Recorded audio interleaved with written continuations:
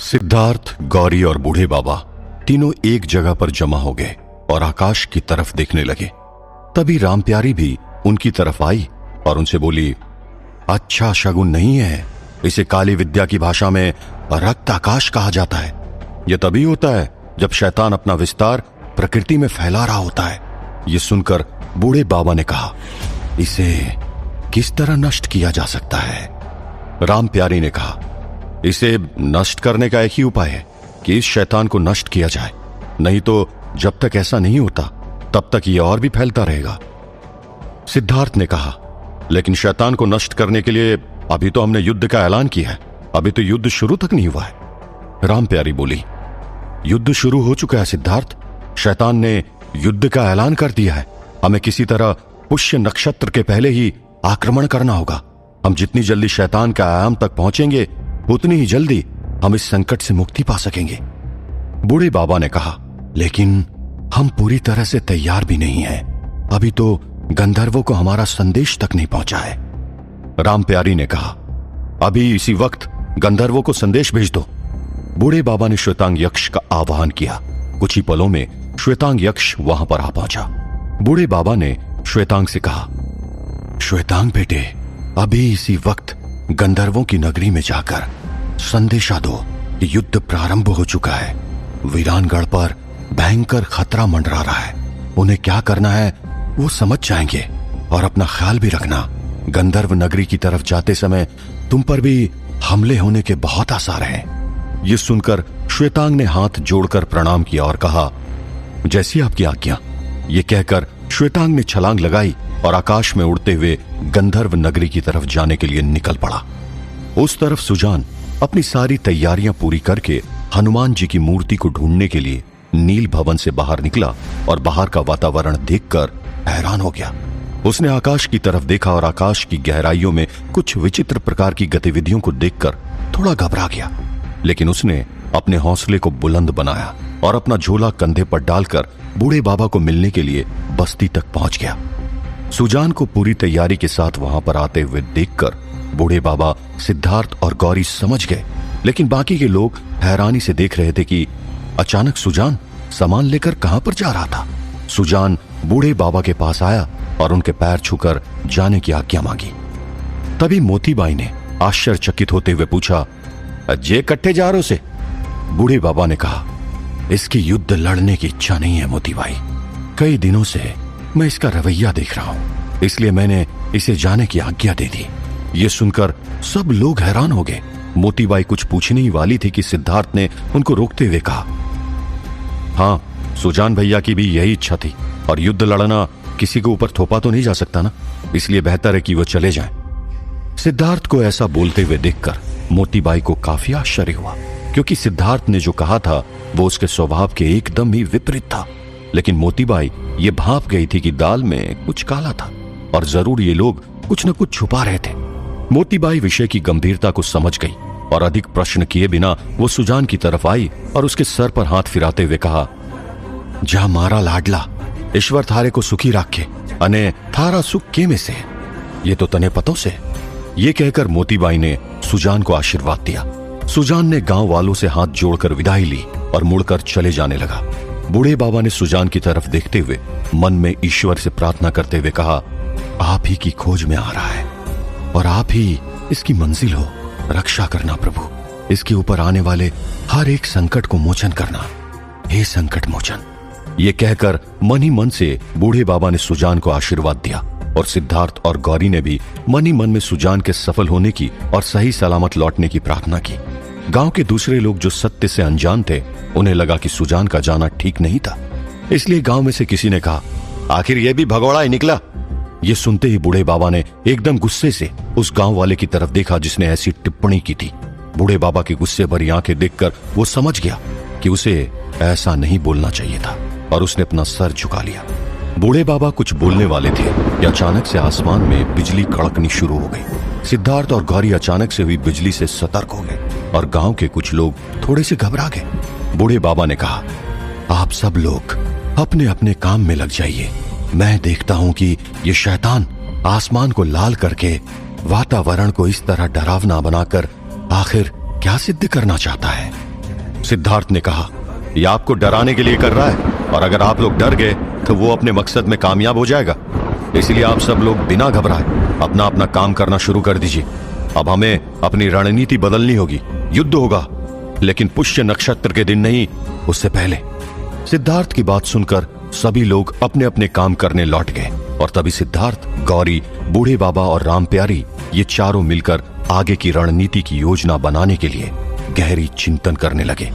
उस तरफ जंगल में छाया उस मणि को अपनी छाती से लगाकर आराम से बैठी हुई थी। उसे तो ऐसा ही लग रहा था कि उसे अपने मन की चीज मिल चुकी है।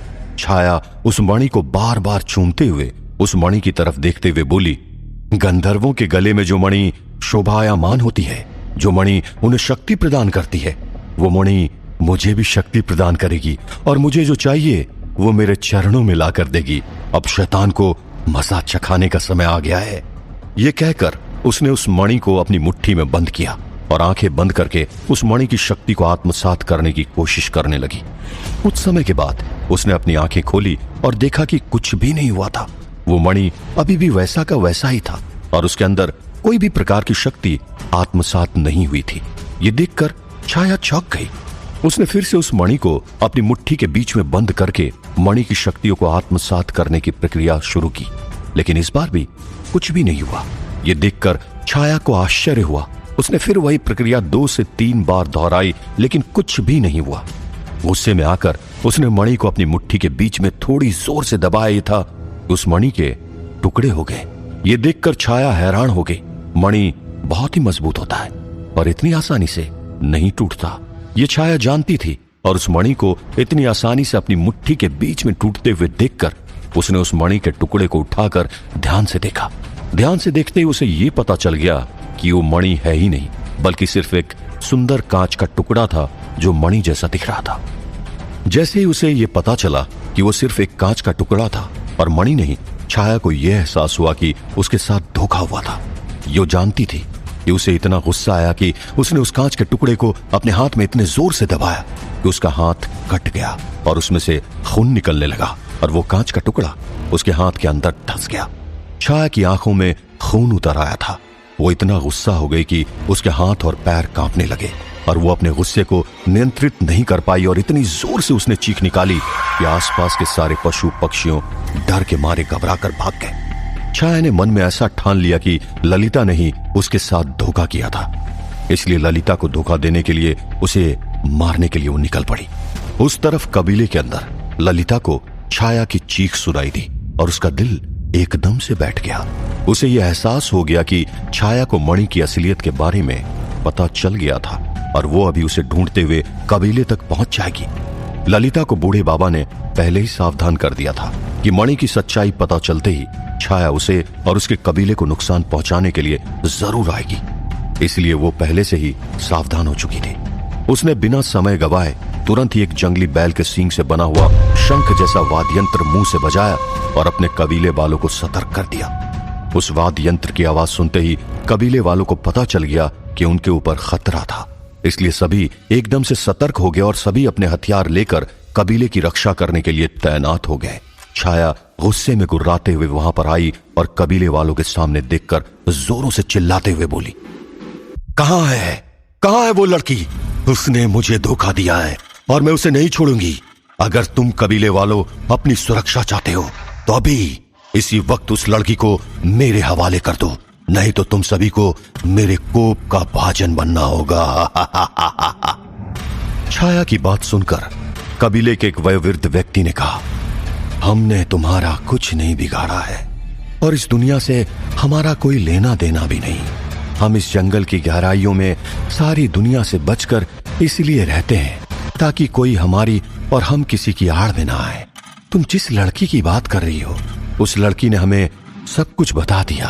तुम इस जंगल में हमारे आसपास बिना हमारी अनुमति से रह रही हो और हमारे ही पशु पक्षियों को खा रही हो, इसलिए सजा हम तुम्हें देने के हकदार हैं और ना कि तुम। ये सुनकर छाया और भी कुपित हो गई और उसने कहा, मैं आखिरी बार कह रही हूं, मुझे वो लड़की दे दो, नहीं तो तुम सब मेरे हाथों मारे जाओगे। छाया की यह धमकी सुनकर कबीले के लोग हंसने लगे। छाया उनकी हंसी को सहन नहीं कर पाई और उसने अपने हाथ में एक आग का गोला प्रकट किया और उन आदिवासी लोगों के ऊपर फेंका। वो आग का गोला कबीले की सरहद के अंदर आते ही ठंडा पड़ गया और उन लोगों के ऊपर सिर्फ राख उड़ी। ये देखकर छाया हैरान हो गई। छाया ने अपने हाथ में फिर से दूसरा आग का गोला प्रकट किया और फिर से उनके ऊपर फेंका, लेकिन इस बार भी ऐसा ही हुआ।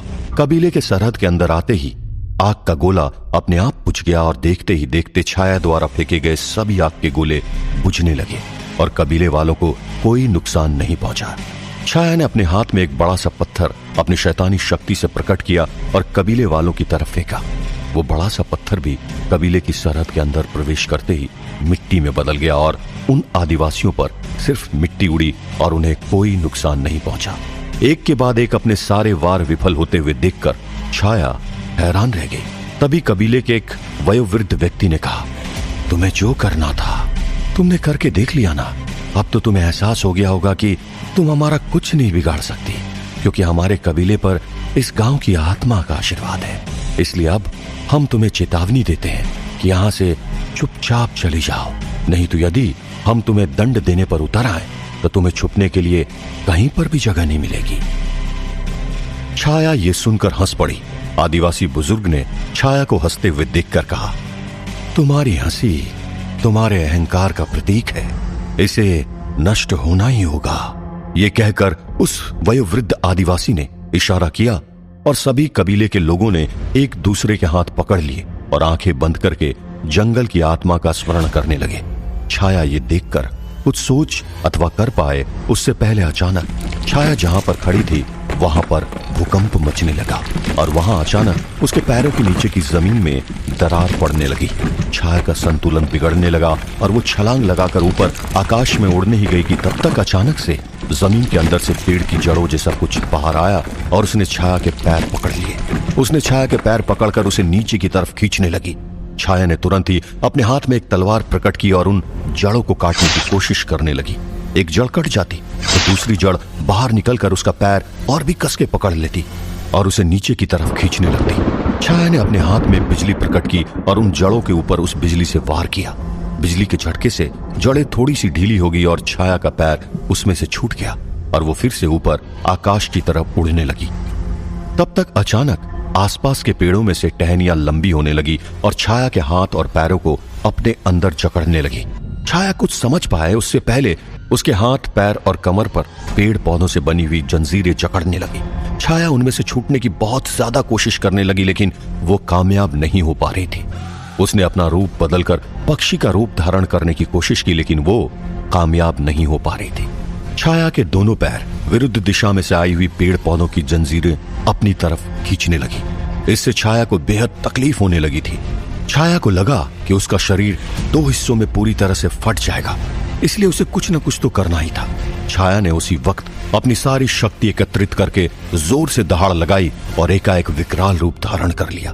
विकराल रूप में आते ही उसने अपने दोनों हाथ और दोनों पैरों को इतनी जोर से खींचा कि वो पेड़ पौधों से बनी हुई जंजीरें टूटने लगी और छाया देखते ही देखते उन सभी जंजीरों से आजाद हो गई। ये देखते ही आदिवासी लोग एकदम ही घबरा गए।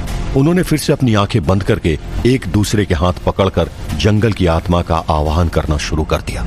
छाया ने तुरंत ही नीचे से एक पेड़ उठाकर कबीले वालों की तरफ फेंका।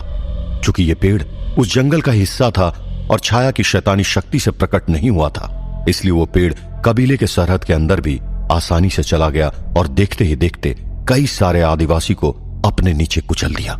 ये देखते ही ललिता एकदम से डर गई और अपने कबीले वाले को इस तरह पेड़ के नीचे कुचल के मरते हुए देखकर रोने लगी। जब छाया ने अपना यह वार कामयाब होते हुए देखा, तब उसको एहसास हुआ कि जंगल में पड़ी प्राकृतिक वस्तुओं से अगर वो वार करेगी तो उसका वार कामयाब होगा। तभी छाया ने एक विशाल पत्थर अपनी शैतानी शक्ति से प्रकट न करते हुए जंगल में से ही नीचे जमीन से उठाया और फिर से आदिवासियों पर फेंक डाला और इस बार कई सारे दूसरे आदिवासी उस बड़े से पत्थर के नीचे कुचलकर मर गए।